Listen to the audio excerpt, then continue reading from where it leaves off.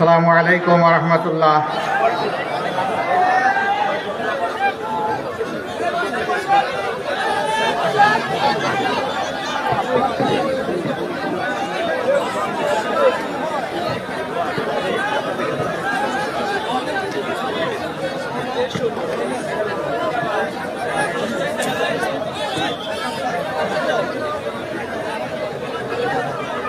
একভাবে রেখে দিলেই হবে।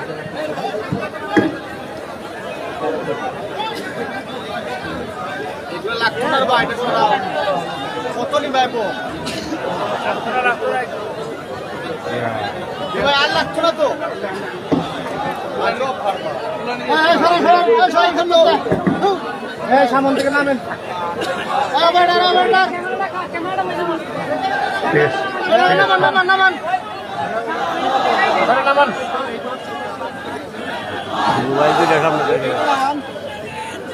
আবার একটু সালাম দেই। আসসালামু আলাইকুম ওয়া রাহমাতুল্লাহ।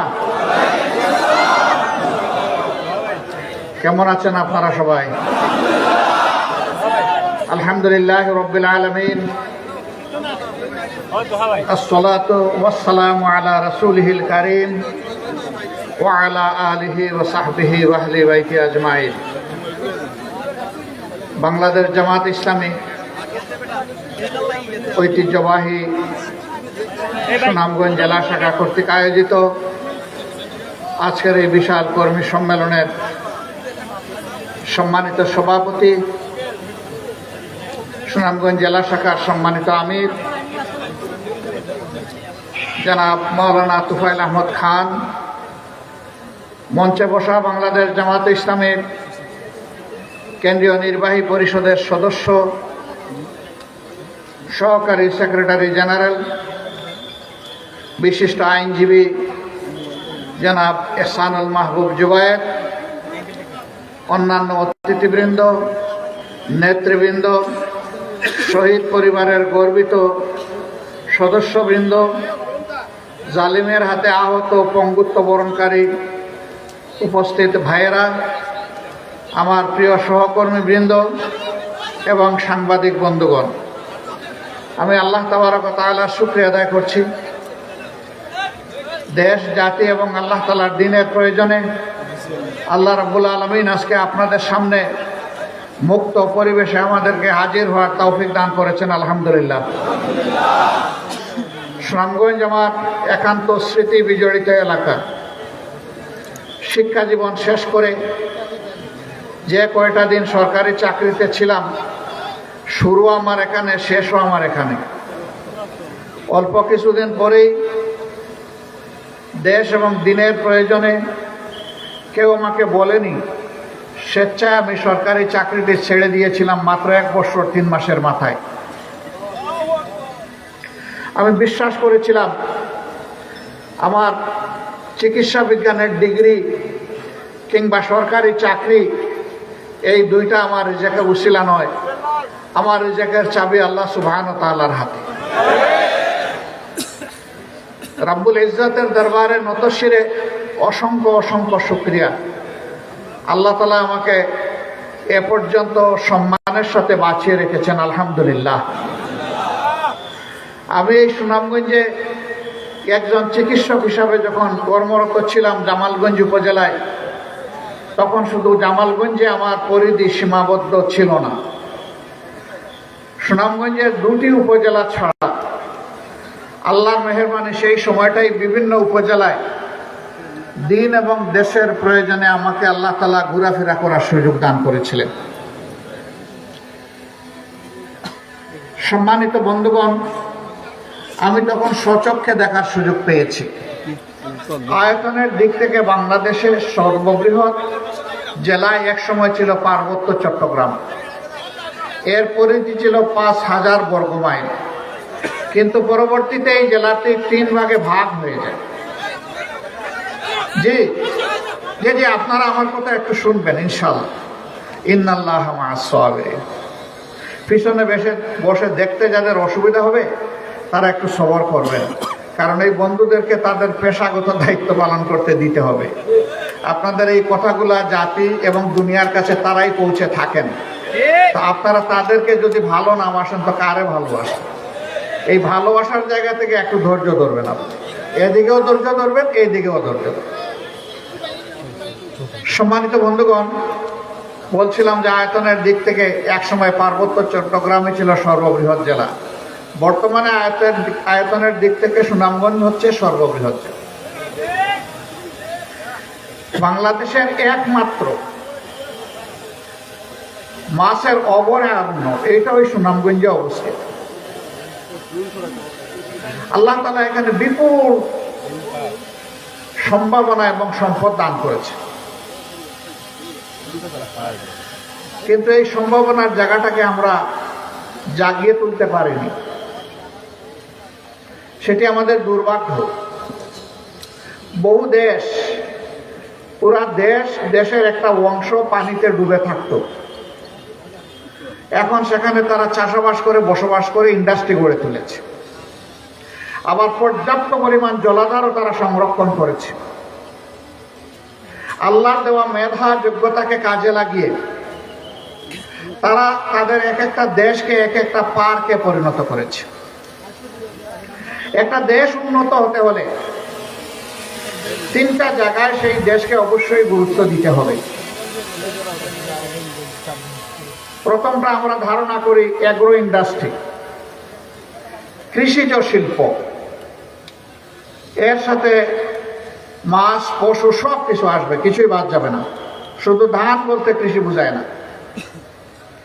যা জীবন্ত, সেটা প্রাণী হোক উদ্ভিদ হোক, সবগুলা কৃষির অন্তর্গত। এই ফিল্ডটা বিশাল। আমাদের দেশে পরোক্ষ প্রত্যক্ষভাবে ৭৮% মানুষ কৃষির সাথে সম্পর্কিত।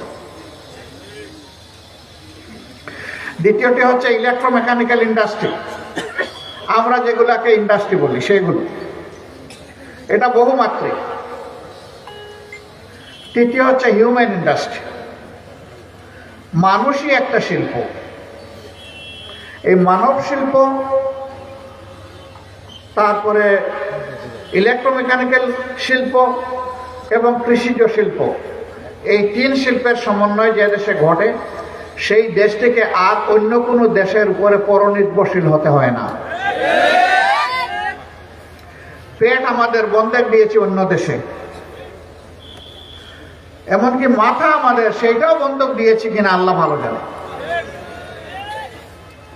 এই হাওড়ের সন্তানেরা, পাহাড় বনাঞ্চলের কাছে বসবাসকারী মানুষের সন্তানেরা, খেটে খাওয়া মানুষের সন্তানেরা, সাধারণ মানুষের সন্তানেরা বাংলাদেশ থেকে প্রাথমিক শিক্ষার পাঠ চুকিয়ে এখন মেধাবী যারা উচ্চতর মেধা বিকাশের জন্য তারা বিদেশে চলে যাচ্ছে। সেই মেধাগুলা বিকশিত হওয়ার পরে দেশে আর তারা ফিরে আসছে না, সেই দেশগুলোতে থেকে যাচ্ছে। কেন ফিরে আসে না? আজ থেকে 200 বছর আগে বা 250 বছর আগে এই দেশে তো মানুষ পাগল হয়ে আসতো এই দেশ থেকে রুজি রোজগার করার জন্য, ভাগ্য গড়ার জন্য। এখন উল্টো রথ কেন? এই দিক থেকে ওদিকে কেন? এর মূল কারণ হচ্ছে এর আগে যারা দেশ চালিয়েছিল তারা দেশের প্রত্যেকটি বালুকণা ধুলাবালিকে পছন্দ করত, ভালোবাসত, মানুষকে ভালোবাসত। দেশ এবং মানুষের প্রতি তাদের দায়বদ্ধতা ছিল। এই জন্য তারা মানুষকে সেইভাবে গড়ে তুলেছিল সৌহার্দ্য এবং সাম্যের ভিত্তিতে। তারা মেধার বিকাশ ঘটিয়েছিল। এই জন্য দেশ হয়েছিল একটা সোনার থালা। তাই ব্রিটিশরা, পর্তুগিজরা, মোগলরা হুমড়িকে দেশের উপরে পড়েছিল। সেই দেশ এখন কি গড়া সম্ভব নয়? অবশ্যই সম্ভব। একটা জায়গা ঠিক হলে সব ঠিক হয়ে যাবে। সেই জায়গাটা হচ্ছে জাতির নেতৃত্বের জায়গায় যারা থাকেন তাদের সুনির্দিষ্ট কমিটমেন্ট, মিশন এবং ভিশন থাকতে হবে। তারা তাদের জাতিকে কোথায় নিতে চান? নিজেকে নয়। কি চমৎকার স্লোগান রাজনীতিবিদদের, আমার চেয়ে দেশ বড়, দেশের চেয়ে দল বড়। বাট ইনডিড বাস্তবে দেশের চেয়ে আমার দল বড়, আমার দল চেয়ে আমি বড়। রাজনীতিতে আমরা এই ধোঁকাবাজি এবং মিথ্যাচার দেখতে দেখতে এই দেশের জনগণ এখন ক্লান্ত, এখন বিরক্ত। কিছু রাজনীতিবিদরা কথা বলবে, মনে হবে এইমাত্র বোধহয় আল্লাহ আসমান থেকে আমাদের জন্য ফেরেশতা পাঠিয়েছে। ইলেকশনের আগে স্লোগান দেয় অমুক নেতার চরিত্র কি জানি ফুলের মতো পবিত্র। আবার কেউ আরো একটু একেবারে বলে আমার নেতার চরিত্র ফুলের চেয়েও পবিত্র। ওরে বাপরে বাপ! হ্যাঁ, পবিত্র তাকে কয়েকদিন, ওই কয়েকদিন ইলেকশনের রেজাল্ট হওয়া পর্যন্ত। লোকে বলে আগে এসা আমার জিতা বাপের কবর জিয়ারত করতে চাইতো, আমার মন জয় করার জন্য বলতো আসেন আগে চাচার কবরটা জিয়ারত করে আসি, তারপরে আপনার সাথে কথা বলবো। বলতো আস্তাগফিরুল্লাহ, আমার বাবা তো এখনো জীবিত, খবরও রাখে না, রাখবে কেমনে? বুট নিয়ে 5 বছর ঘুমায়, নিজের কপাল গড়ে, কে মরল কে বাঁচলো এটার হিসাব তার কাছে থাকে না, তাই আন্দাজের উপর গুলি ছুড়ে দেয় যদি কাজে লেগে যায়। ওই যে একটা কথা আছে না, যদি লাগিয়া যায়, ওই রকম চালায়। ইলেকশনের আগে বাবা ডাকে, ইলেকশনের পরে আর চিনতেই চায় না। এক ভদ্রলোক 3 বছরের মাথায় পরীক্ষা করার জন্য নেতাজির সামনে গিয়ে আসসালামু আলাইকুম রহমতুল্লাহ বলেছে, জবাব দেয় নাই। আবার সালাম দিয়েছে, জবাব দেয় নাই। তৃতীয়বার সালাম দিয়ে বলেছে আপনি কি আমাকে চিনতে পারছেন? কোথায় যেন আপনাকে দেখেছিলাম। আস্তাগফিরুল্লাহ, মানুষ তার নিজের বাবারেও ভুলে যায়, এই প্রথম দেখলাম। আপনি আমার বাবা হলেন কেমনে? বলে আপনি না 3 বছর আগে আমাকে ভোট নেওয়ার সময় বাবা ডেকেছিলেন অমুক গ্রামে, আমি কিন্তু সেই ব্যক্তি। সম্মানিত ভাইয়েরা, এইরকম ধোঁকাবাজের রাজনীতি যারা করবে তাদেরকে দিয়ে আর যাই হোক দেশের আমূল পরিবর্তন সম্ভব নয়। বরঞ্চ যে মানুষটা বিশ্বাস করে আমার প্রতিটি চিন্তা, কথা এবং কাজ এর উপর আল্লাহ তাআলা 2 জন সাক্ষী নিয়োজিত করে রেখেছে। আমি যদি কোনো কুচিন্তা করি, আল্লাহু আলিমুম বিজাতিস সুদূর, আল্লাহ তাআলা মনের গহীনে গভীরে কি তুমি জাল বুনো সেও আল্লাহ জানেন। অতএব সাবধান, তোমার মুখ থেকে বের হয়ে যাওয়া কথা এখন আর তোমার প্রপার্টি নয়, এখন এটা হয়ে গেছে পাবলিক প্রপার্টি। অতএব কথা বলতে সাবধান। তোমার কাজ তুমি মনে করো না প্রকাশ্যে কিংবা গোপনে, শক্তির বলে দাপটে তুমি যাই করবা সব কিছু সঠিক নও। যেটা সঠিক সেটা সঠিক, যেটা বেঠিক সেটার জন্য কনসিকুয়েন্স, পরিণতি ভোগ করার জন্য তোমাকে তৈরি থাকতে হবে। কোথায়? দুনিয়ায় না আখিরাতে? না, দুনিয়াতেও, হেয়ার এন্ড হেয়ার আফটার। এই দুনিয়াতেও তার পরিণতি ভোগ করতে হবে, আখিরাতেও পরিণতি ভোগ করতে হবে। দুনিয়া পরিণতি ভোগ করতে কি আপনারা মাঝে মধ্যে দেখেন সুপ্রিম কোর্টের একজন সম্মানিত বিচারক, তাকে কি আপনারা কলা পাতায় ঘুমাতে দেখেছেন? কেন? তার বিছানার অভাব ছিল? না, বরঞ্চ তার সৎ সাহসের অভাব ছিল, সততার অভাব ছিল, মানবতাবোধের অভাব ছিল, স্বচ্ছতার অভাব ছিল, সুবিচার দেওয়ার অভাব ছিল। এই জন্য তাকে বনে জঙ্গলে কলা পাতার উপর ঘুমাতে হয়েছে। এটি কি পরিণতি নয়? সম্প্রতি 15.5 বছর জাতিকে দারুণভাবে দাপিয়েছেন অনেকে। মাঝে মধ্যে বিনা টিকিট এবং ভিসায় আমাদেরকে বিদেশ পাঠিয়ে দিতেন, যাও তোমরা অমুক দেশে চলে যাও, তমুক দেশে চলে যাও। আল্লাহ সেই ব্যবস্থাটাই করেছেন। যা তারা আমাদের জন্য পছন্দ করেছিলেন, রাব্বুল ইজ্জত তাদের জন্য তাই পছন্দ করেছে। এখন তারাও বিনা ভিসায় বিনা টিকেটে দেশ ছাড়তে অনেকে বাধ্য হয়েছে। নাই, আমরা তাদেরকে বলি ফিরে আসুন, ফিরে এসে কি করেছেন একটু দেখে যান। আমরা দফায় দফায় জেল কেটেছি। আমাকে অবশ্য মানুষ বলে যে সরকার তো দফায় দফায় আপনাকে জেলের ভাত খাওয়ালো। আমি বলি, না আমি তো জেলের ভাত খাইনি। কয়, কেন? আপনি তো জেলে গিয়েছেন অনেকবার। আমি, হ্যাঁ জেলে গিয়েছি, কিন্তু জেলের ভাত তো খাইনি। ওইটা কিভাবে সম্ভব? তা আমি বলি যে আলহামদুলিল্লাহ, আমি তো বছর বছর জুড়ে বহু বছর ধরে আমি ভাত এবং রুটি কোনোটাই খাইনি। ফলে জেলের ভাত আমার খাইতে হয়নি। জেলের ডাল খেয়েছি, সবজি খেয়েছি, কিন্তু ভাত খাই নাই। আল্লাহ আমাকে রক্ষা করছে। তো বলে যে জেলের অভিজ্ঞতা একটু বলুন। আমার তো সেরকম জেলের কোনো ভালো অভিজ্ঞতা নেই। ওই মন্দটাই বলুন। আমি না, এইরকম মন্দও কিছু নেই। কেন? জেলে কি আপনাকে জামাইয়া ধরে রেখেছে? না, আমাকে জামাইয়া ধরেও রাখেনি। তাহলে ভালো মন্দ কিছু অভিজ্ঞতা তো থাকবে। আপনি বলছেন নাই, তার মানে কি? আমি তখন বলতাম যে আমি যে আদর্শ অন্তরে লালন করি, এই আদর্শটি বাস্তবায়ন করতে গিয়ে যাদের হাতে সোনালী বাগান হিসাবে এটা ফুটে উঠেছিল, তারা দেশ ছেড়েছেন, জাতি ছেড়েছেন। দেশ ছাড়ার আগে তারা শিবে আবি তালিবে 3 বছরের অধিক সময় পরিবারের শিশু, কিশোর, বৃদ্ধ, বৃদ্ধা, আবাল বনিতা 32 জন মানুষ তারা আবু তালিবের গুহায় ছিলেন। তাদের সেই গুহাটাই ছিল জেল। তারা সাথে করে যা কিছু খাদ্য, পানীয়, বস্ত্র, ঔষধ নিয়ে গিয়েছিলেন, কয়েকদিনের মাথায় সব ফুরিয়ে গেল। আর ওদিকে তাদের প্রতিপক্ষ লোকেরা তাদের লাইফ লাইন কেটে দিল। পানি ঢুকতে দেয় না, খাবার ঢুকতে দেয় না, কাপড় ঢুকতে দেয় না, ঔষধ ঢুকতে দেয় না। বাচ্চারা তখন মায়ের বুকে দুধ না পেয়ে চিৎকার করত।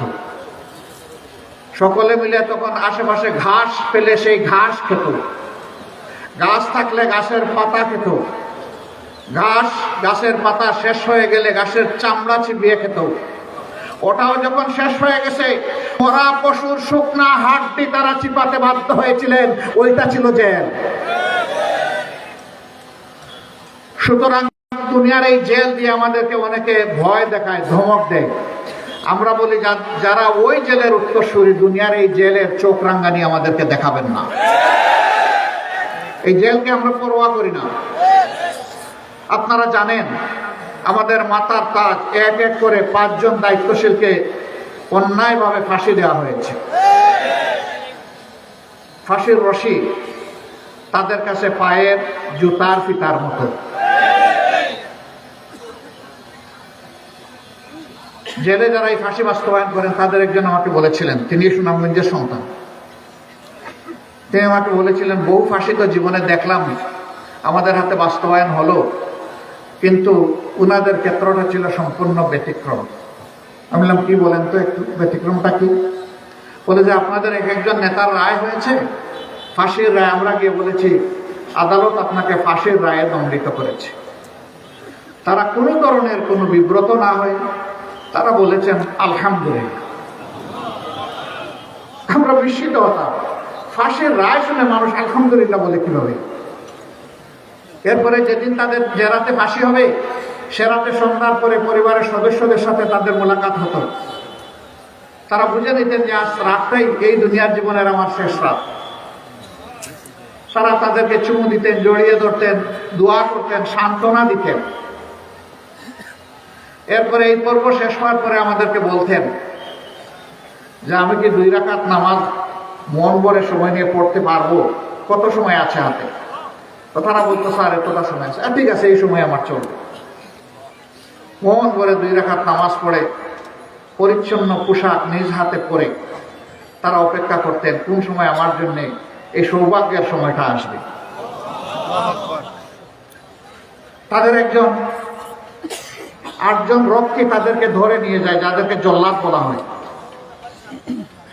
বললেন যে তোমরা আমাকে ধরে নিলে মনে হবে আমি বোধহয় রাজি না, আমি তো আগ্রহী, আমাকে আমার মতো করে একটু হাঁটাও না, আমাকে না ধরে।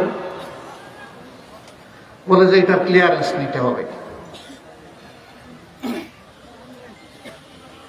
ক্লিয়ারেন্স নিয়ে জানালো, হ্যাঁ আমরা আপনার পাশে থাকবো, আপনি আমাদেরকে পদশব্দ অনুসরণ করবেন, কারণ মাথায় তো ঘেরাটো, কালো ঘেরাটো, কিন্তু দেখতে পাচ্ছেন না। সেই পায়ের শব্দ অনুসরণ করে করে, স্যার এখন একটু পা তুলতে হবে, তুললেন। এটা স্যার একটু স্টেজ, উঠলেন। তারপরে তক্তা যেখানে, সেখানে গিয়ে বললেন, স্যার এখন দাঁড়ায় যান, এটাই ফাঁসির তক্তা। তখন তারা শাহাদত আঙ্গুল উপরের দিকে উঠালেন। আর বললেন আশহাদু আল্লা ইলাহা ইল্লাল্লাহ ওয়াহদাহু লা শারীকা লাহু ওয়া আশহাদু আন্না মুহাম্মাদান আবদুহু ওয়া রাসূলুহু।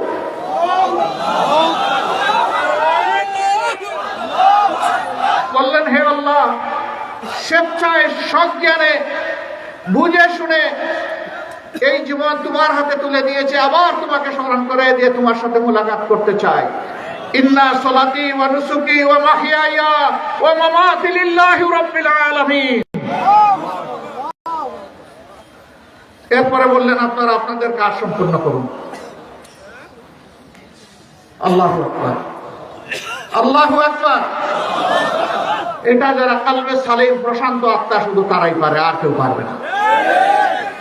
যাদের নিশ্চিত ইয়াকিন যে আমি অপকর্ম করে আমি দুনিয়া থেকে বিদায় নিচ্ছি না, আমি আমার আল্লাহর গোলামি করে করে বিদায় নিচ্ছি।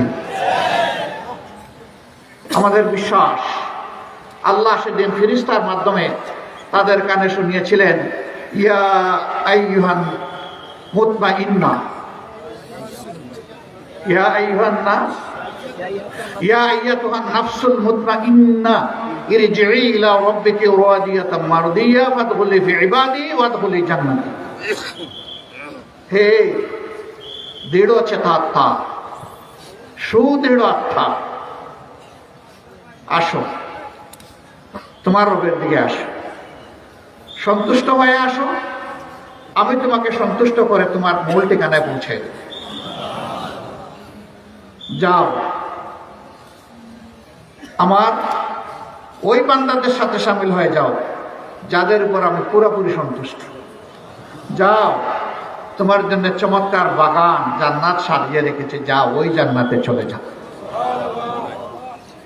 এই জন্যেই ফাঁসির আগে সন্তানকে জিজ্ঞেস করতে পারেন, বাবা কোন পোশাকে আমি ফাঁসির তক্তায় দাঁড়াবো? আমি কি লঙ্গি পরে দাঁড়াবো নাকি আমি পাজামা পরে দাঁড়াবো? আল্লাহু আকবার। সন্তান জবাব দেয়, আব্বা আপনাকে পাজামাতেই ভালো লাগবে। ঠিক আছে, আমি তাইলে তাই করব। আলহামদুলিল্লাহ। ষড়যন্ত্র হয়েছে, মিথ্যা মামলায় তাদেরকে ফাঁসি দেওয়া হয়েছে। তারা শুধু আল্লাহর কাছে মাথা নত করেছেন, দুনিয়ার কোনো অপশক্তির কাছে মাথা নত করেননি। আমরা এর জন্য আল্লাহর শুকরিয়া আদায় করি। আল্লাহ তাআলা আমাদের বাগানের শ্রেষ্ঠ ফুলগুলো নিয়ে গেছেন, সেই রাব্বুল ইজ্জতের দরবারে আরজ করি, হে আল্লাহ তুমি তাদেরকে সর্বোত্তম মর্যাদায় তুমি অভিষিক্ত করো। শহীদের মর্যাদাই হচ্ছে নবী সিদ্দিকদের পরে সর্বোচ্চ মর্যাদা। শহীদরাই সেই সৌভাগ্যবান কমিউনিটি, আদালতে আখিরাতে আল্লাহ তাআলা একটা বিষয় ছাড়া দ্বিতীয় কোনো বিষয়ে কোনো শহীদকে আল্লাহ জানতে চাইবেন না। সেই বিষয়টা হচ্ছে ওই শহীদ কারো কাছে ঋণগ্রস্ত কিনা, তার কোনো দেনা আছে। এরকম থাকলে আল্লাহ চাইলে তার উপর খুশি ওটাও মাফ করে দিন। ওই যে পাওনাদার তারে আল্লাহ অন্যভাবে পুষাই দিতে পারেন ময়দানে হাসর। এরপরে আল্লাহ বলবেন, তোমার পছন্দের যে কোনো দরজা দিয়ে তুমি প্রবেশ করো। এটা নবীদের মত। নবীদের ক্ষেত্রে বরঞ্চ তাদের বিশাল মর্যাদাপূর্ণ এই দায়িত্বের ব্যাপারে জিজ্ঞেস করা হোক, তারা কি এই দাওয়াত, এই দায়িত্ব পৌঁছেছেন, সঠিকভাবে পালন করেছেন। এই জন্যই তো রাসূলুল্লাহ সাল্লাল্লাহু আলাইহি সাল্লাম হিজ্জাতুল বিদায় আরাফার ময়দানে তিনি 1,24,000 অথবা 34,000 হাজিকে, সাহাবিকে সামনে রেখে সাক্ষী দিয়ে বলেছিলেন, হে আমার সাহাবীরা, আল্লাহ আমার উপর যা অবতীর্ণ করেছিলেন তোমরা কি বিশ্বাস করো আমি তা তোমাদের কাছে পৌঁছে দিয়েছি? বলে, হ্যাঁ আপনি পৌঁছে দিয়েছেন। তিনি আঙ্গুল উঠায় বললেন, আশহাদু ইয়া আল্লাহ। দ্বিতীয়বার আবার একই সাক্ষী নিলেন, আবার হাত উঠে বললেন। তৃতীয়বার একই সাক্ষী নিলেন, আবার হাত উঠে বললেন। তার মানে তিনি তার উপস্থিত সাহাবীদেরকে তার দায়িত্ব পালনের ব্যাপারে সাক্ষী রাখলেন। কেন? ওই যে হাসরের দিন সমস্ত নবী পয়গম্বরদের কাছ থেকে তাদের দায়িত্বের হিসাব নেন। আল্লাহ হচ্ছেন রাব্বুল আলামিন, প্রিয় নবী মুহাম্মদ রাসূলুল্লাহ সাল্লাল্লাহু আলাইহি ওয়াসাল্লাম হচ্ছেন রাহমাতুল লিল আলামিন। নবীরা সাধারণ মানুষ নয়, অসাধারণ। তাদের কাছে যে কিতাব পাঠানো হয় এটা মানুষের হাতে লেখা কিতাব নয়, এটা সম্মানিত লেখকদের লেখা কিতাব, আল্লাহ তাআলা সরাসরি ডিকটেশন। যে আল্লাহ সমস্ত সৃষ্টির স্রষ্টা, সেই আল্লাহ যে বিধান দেন এটি হচ্ছে মানবতার জন্য সর্বোত্তম বিধান। আর সেই বিধানের উস্তাদ হিসাবে, কমান্ডার হিসাবে, সিপাহসালার হিসাবে তিনি নবী পয়গম্বরদেরকে দুনিয়ায় পাঠান। কেউ মনে করতে পারে কোরআন বোধহয় শুধু মুসলমানদের প্রপার্টি, নট দ্যাট। আল্লাহ তাআলা নিজে ক্লিয়ার করছেন এই ফতোয়াটা। শাহরু রমাদান আল্লাযী উনজিলা ফীহিল কুরআন হুদাল লিন-নাস বাইয়িনাতিন মিনাল হুদা ওয়াল ফুরকান। এই যে রমজান মাস সামনে আসছে, ইনশাআল্লাহ আল্লাহ যদি আমাদেরকে হায়াত দেন, আল্লাহুম্মা বারিক লানা ফি রজব ওয়া শাবান ওয়া বাল্লিগনা রমাদান। আল্লাহ আমাদেরকে রমজানে পৌঁছে দিন, সবাইকে দোয়া করুন। আল্লাহ বলছেন এই রমজান মাসে আমি কোরআন নাযিল করেছি হুদাল লিন-নাস, মানুষ নামের যত প্রাণী আমি পয়দা করেছি এটি সকলের জন্য হেদায়েত বা জীবন বিধান। এই পথ ধরে যারাই হাঁটবে তারা, তাদের জীবন হবে সম্মানের, আখিরাত হবে মর্যাদা, ভালোবাসা। আমরা সেই বিধানটাই অনুসরণ করার চেষ্টা করি। কাজেই এই বিধানের ভিত্তিতে মুসলমানরা বলতে পারবেন না যে অমুক লোক হিন্দু, বৌদ্ধ, খ্রিস্টান, ইহুদি, জৈন, সাঁওতাল অথবা এথিস্ট, এই জন্য তাকে অপমান করার অধিকার আমার আছে, এটা কেউ বলতে পারবে। বরঞ্চ আল্লাহ রাব্বুল আলামিন এক্সট্রা দায়িত্ব দিয়েছেন মুসলমানদেরকে যে তাদের প্রতি তোমাদেরকে যত্নশীল, মর্যাদাশীল হতে হবে, তাদের সাথে মর্যাদাপূর্ণ আচরণ করো, যত্ন নেও। মানবতা এক মা এবং এক বাপ থেকে তৈরি হয়ে এ পর্যন্ত এসেছে এবং কিয়ামত পর্যন্ত আসবে। বাবা ছিলেন হযরত আদম আলাইহিস সালাম, মা ছিলেন হযরত হাওয়া আলাইহিস সালাম। মুসলমানরাই একমাত্র জাতি যারা সমস্ত পয়গম্বরদেরকে নিজেদের পয়গম্বর মনে করে। এই জন্য 7টি মৌলিক বিশ্বাসের এটিও একটি, যে সমস্ত পয়গম্বরদের উপরে আমাদের রেসপেক্ট আছে, বিশ্বাস আছে, ঈমান আছে। অতএব ইসলাম হচ্ছে অসাম্প্রদায়িকতার ধর্ম, সার্বজনীন ধর্ম, একমাত্র সার্বজনীন ধর্ম। কিছু ধর্ম আছে তাদেরকে আমরা রেসপেক্ট করি, তারা আবার অন্য ধর্মের নবীদেরকে তারা সেরকম রেসপেক্ট করেন না, কিন্তু আমরা গভীর শ্রদ্ধার সাথে সমস্ত নবীদেরকে স্মরণ করি। সম্মানিত ভাইয়েরা, বাংলাদেশ আমাদের সকলের, আমরা ভালোবাসি দেশটাকে, গড়তে হবে সকলে মিলে ইনশাআল্লাহ। অতীতে যেটা হয়েছে তার সাক্ষী আমরা অতীত নিয়ে পড়ে থাকতে চাই না, কামড়া কামড়িও করতে চাই না। তবে এই সমাজে যারা মানুষ খুন করেছে তাদের অবশ্যই বিচার হতে হবে, গণহত্যা, মানবতার বিচার হতে হবে। এবং যাদেরকে গুম করা হয়েছিল এবং এখনো গুম করে রাখা হয়েছে, এ দুটি অপরাধের অবশ্যই বিচার হওয়া লাগবে। বাকিগুলোর বিচার আস্তে আস্তে হোক, আমাদের আপত্তি নেই, কিন্তু অগ্রাধিকার দিয়ে এই দুইটার বিচার করা লাগে। এটা এই কারণে প্রতিশোধ নেওয়ার জন্য না, বরঞ্চ মানব সমাজকে কলঙ্ক মুক্ত করার জন্য। কেউ খুন করলে খুনে তার পরিণতি কি হবে এটা যেন সবাই দেখে এখান থেকে শিক্ষা নেয়, এই জন্য। আর তারা যেন তাদের সত্যিকারের কাজের পাওনাটা ঠিক মতো পায়, তাই জন্য। অতএব বিচারটা আমরা চাই। কিন্তু আমরা ক্লিয়ার করেছি যে আমরা কোনো নিজের হাতে আইন তুলে নিয়ে কারো বিরুদ্ধে প্রতিশোধ নেব না। আমরা দেশকে ভালোবাসি বলেই 5ই আগস্টে আমরা বলেছিলাম আওয়াজ দিয়ে আমাদের সহকর্মীদেরকে, জানি আমাদের অন্তরে অনেক ব্যথা, অনেক কষ্ট, অনেক দুঃখ। আমাদের নেতৃবৃন্দকে আমাদের থেকে কেড়ে নেওয়া হয়েছে, সবগুলো অফিস সিলগালা করে রাখা হয়েছে, দলের নিবন্ধন বাতিল করে দেওয়া হয়েছে, শেষ মুহূর্তে দিশাহারা হয়ে আমাদেরকে নিষিদ্ধ ঘোষণা করা হয়েছে। এই কাজগুলো আর কারো ক্ষেত্রে ঘটে নাই। আমি জানি, আমরা জানি আমাদের অন্তরে অনেক কষ্ট, কিন্তু দেশকে, মানুষকে আমরা ভালোবাসি। এই ভালোবাসার জায়গা থেকে আমরা অনুরোধ করছি, সবাই শান্ত থাকুন, ধৈর্য ধরুন এবং দেশ গড়ায় অংশগ্রহণ করুন। আলহামদুলিল্লাহ, সারা দেশে কোথাও আমাদের কাছে এই ধরনের নাই যে আমাদের কর্মীরা ঝাঁপাইয়া পড়ছে কোনো বালুমহল, জলমহল, অথবা কোনো হাট বাজার, অথবা কোনো স্ট্যান্ড, অথবা ফুটপাথ, রাস্তাঘাট, এটার দখল নেওয়ার জন্য ঝাঁপাইয়া পড়ছে, এই রকম কোনো অভিযোগ নেই। এটি আমাদের কৃতিত্ব নয়, যিনি আমাদেরকে এই তৌফিক দান করেছেন সেই আল্লাহ রাব্বুল আলামিনের কৃতিত্ব। এই জন্য তার দরবারে আরেকবার নত শিরে শুকরিয়া আদায় করি, আলহামদুলিল্লাহ। আমাদের কর্মীরা চাঁদাবাজি করছে না, মামলা বাণিজ্য করছে না, তারা জানে এগুলা করা হারাম। আমরা যারা রাজনীতি করি বিশ্বাস করি সবাই দেশকে ভালোবাসেন। আমি মনে করি না কোনো রাজনৈতিক কর্মী এই ধরনের অপকর্মের সাথে জড়িত হবে।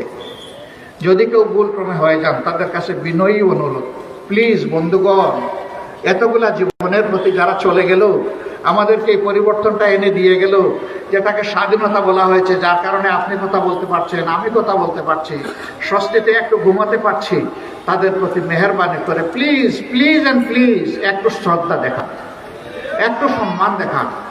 আর কেউ চাঁদাবাজি করবেন না, আর কেউ দখলদারি করবেন না, আর কেউ মামলা বাণিজ্য করবেন না, অসহায় মানুষকে মামলায় ঢুকাই দিয়ে হয়রানি করবেন না।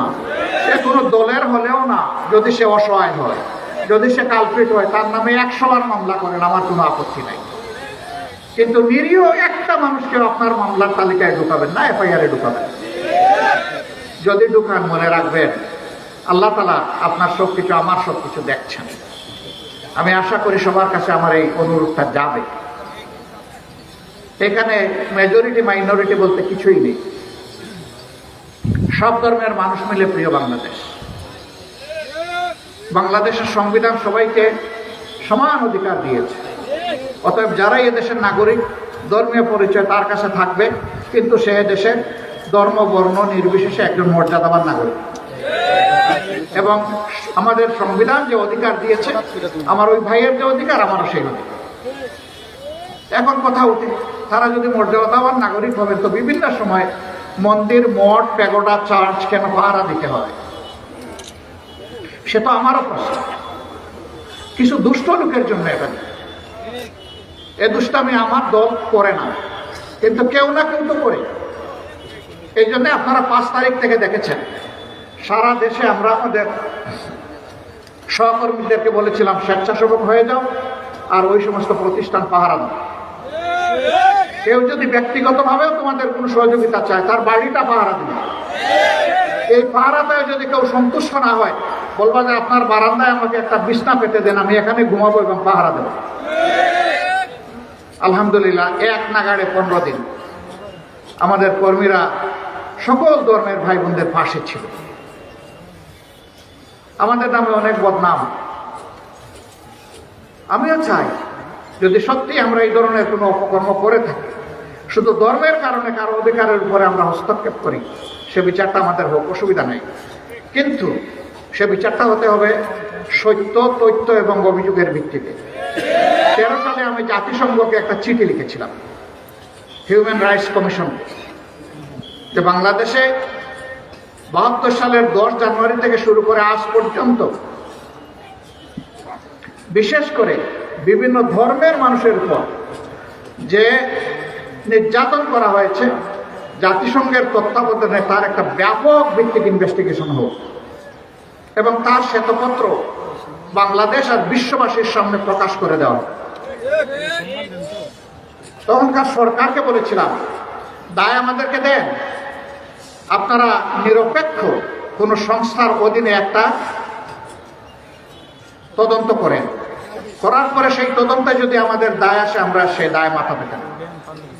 কিন্তু না জাতিসংঘ এই কাজটা করেছে, না দেশের জালেম সরকার এই কাজ করেছে। আমরা জানি এই কাজ করার সাহস নেই।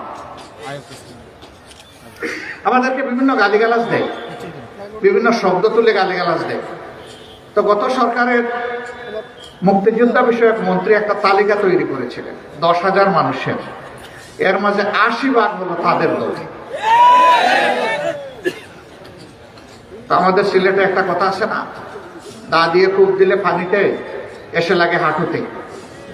আমারই হাঁটু কাটে, অন্যের হাঁটু কাটে না, কথা আছে না? তো তারা আমাদের হাঁটু কাটতে গিয়ে নিজের হাঁটুটা 2 টুকরা করে ফেলেছেন। ইতিহাস থেকে এই রেকর্ড আর মুছতে পারবেন না, বলতে পারবেন না আকামা মুজাম্মেল হক জামাতে ইসলামের গাজীপুরের আমির ছিল, এটা বলতে পারবেন না। যদি সে আপনাদেরকে ব্ল্যাকমেইলিং করে থাকে, তাহলে এরপরেও তিনি মন্ত্রী কিভাবে ছিলেন, সংসদ সদস্য কিভাবে ছিলেন? আপনারা তাকে শাস্তি দেননি কেন? তার মানে আপনারা স্বীকার করে নিয়েছেন যে আপনাদের অতীতের সকল গালি এগুলা ছিল ভণ্ডামি। সম্মানিত ভাইয়েরা, আমাদের সন্তানেরা রাস্তায় নেমে একটা স্লোগান দিয়েছিল, উই ওয়ান্ট জাস্টিস।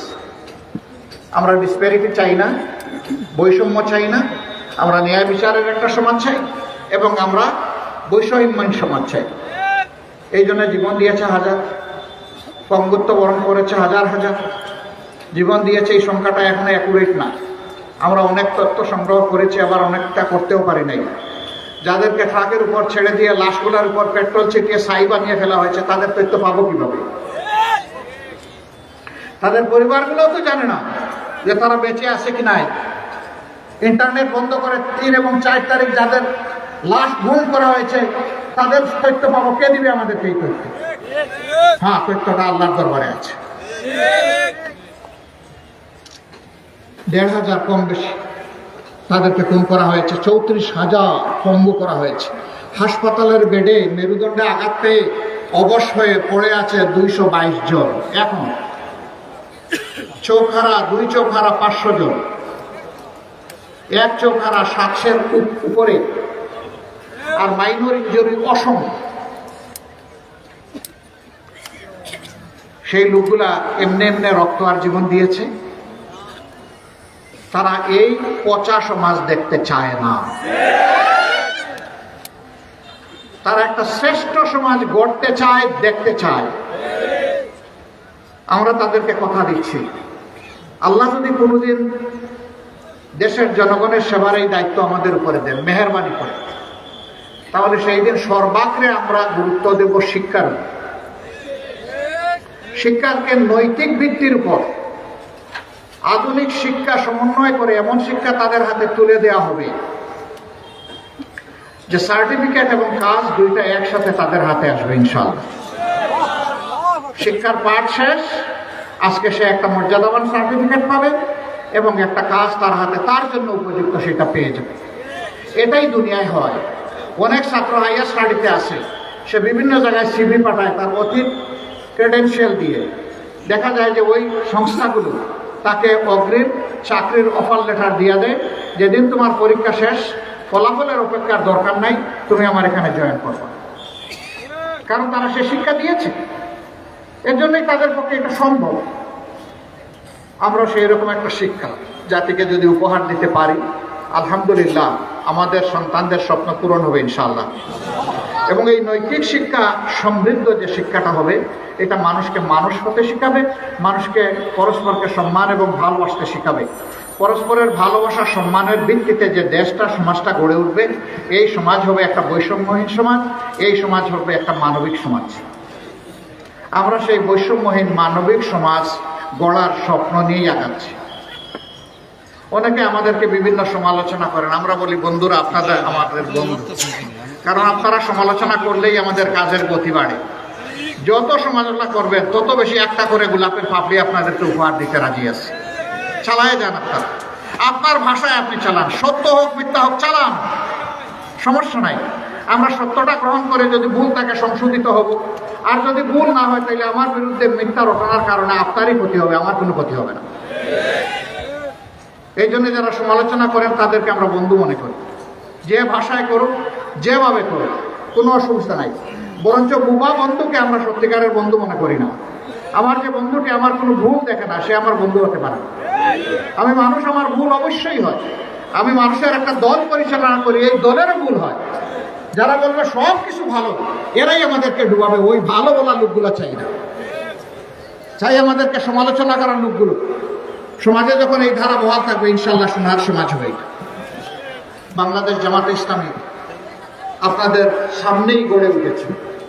আমাদের কার্যকলাপ আপনারাই দেখছেন। যদি মনে করেন আমাদের মধ্যে ব্যাপক হারে সমাজ বিরোধী কাজ আছে, আমাদেরকে আপনারা প্রত্যাখ্যান করবেন এবং আমাদের থেকে আপনারা দূরে থাকবেন। এই সংগঠনের সাথে থাকার দরকার নাই, যারা অপরাধের সাথে জড়িত ব্যাপকভাবে। কিন্তু যদি দেখেন যে না, এদের অন্তরে দেশপ্রেম আছে, মানুষের প্রতি শ্রদ্ধা ভালোবাসা আছে এবং মানুষের কল্যাণ চিন্তা করে পড়ে থাকে, তাহলে আপনাদের কাছে আমাদের বিনয়, আমাদের এই কর্মী ভাইদের, সহকর্মীদের মাধ্যমে দেশবাসীর কাছে, সুনামগঞ্জবাসীর কাছে, ভালো কাজে আপনারা একটু ভালোবাসবেন আমাদের, তাহলে আমাদের কাজের গতি আরো বাড়বে। আপনারা সৎ পরামর্শ দেবেন, আপনারা আমাদের সমালোচনা করবেন, আপনারা আমাদেরকে সাহায্য করবেন, ভালো কাজে, কল্যাণের কাজে আপনারা আমাদের পাশে থাকবেন। আর দেশ গড়ার কাজে আপনাদের বিশাল হৃদয়ে একটুখানি জায়গা আমাদেরকে দেবেন। যদি এতটুকু আপনারা দেন, আলহামদুলিল্লাহ, দেশবাসীকে সাথে নিয়ে একটা ঐক্যবদ্ধ জাতি, আগামীর একটা বৈষম্যহীন মানবিক জাতি আমরা পেয়ে যাব ইনশাআল্লাহ। আল্লাহ আমাদেরকে তৌফিক দান করুন। যারা কষ্ট করে এখানে এসেছেন তাদের সবাইকে আমি অন্তরের অন্তঃস্থল থেকে কৃতজ্ঞতা জানাচ্ছি। আমি জানি আজকের এই সম্মেলনটি ধরার জন্যে আমার বেশ কিছু ভাইকে গতকালকেই রওনা করতে হয়েছে এবং তারা আবার গন্তব্যে ফিরে যেতে আরেকদিন তাদের লাগবে। বাংলাদেশের এক প্রান্ত থেকে আরেক প্রান্তে যাওয়া যায় 10 ঘন্টা 11 ঘন্টায়, কিন্তু সুনামগঞ্জের হেডকোয়ার্টার থেকে দরমপাশা কিংবা মধ্যনগরে যাইতে লাগে 14 ঘন্টা। কেন?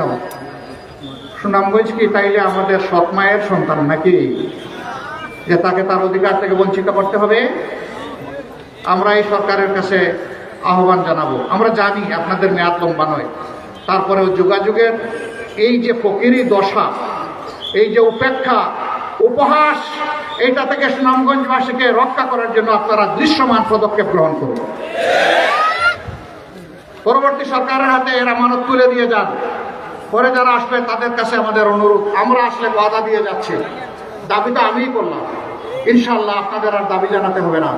অগ্রাধিকারের ভিত্তিতে পিছিয়ে পড়া জেলাগুলোকে আমরা আগে সোহাগ করব, ভালোবাসা দিব, চুমু দিব ইনশাআল্লাহ। যারা এগিয়ে আসেন তারা বঞ্চিত হবেন না, তারা তাদের ন্যায্য পাওনা পাবেন, কিন্তু যারা বঞ্চিত তাদের হাতে বঞ্চনার উপহার তুলে দিতে হবে। আর অন্য কেউ যদি আসেন আমরা বলবো আপনারা বাস্তবায়ন করবেন, যদি না করেন আপনাদের দাবির সাথে হাতে হাত মিলিয়ে আপনাদের সাথে আমরাও লড়াই করবো ইনশাআল্লাহ। সবাই ভালো থাকুন, সুস্থ থাকুন। আল্লাহ তাআলা দেশ গড়ার কাজে আমাদের সকলকে সাহায্য করুন। আসসালামু আলাইকুম ওয়া রাহমাতুল্লাহি ওয়া বারাকাতুহু।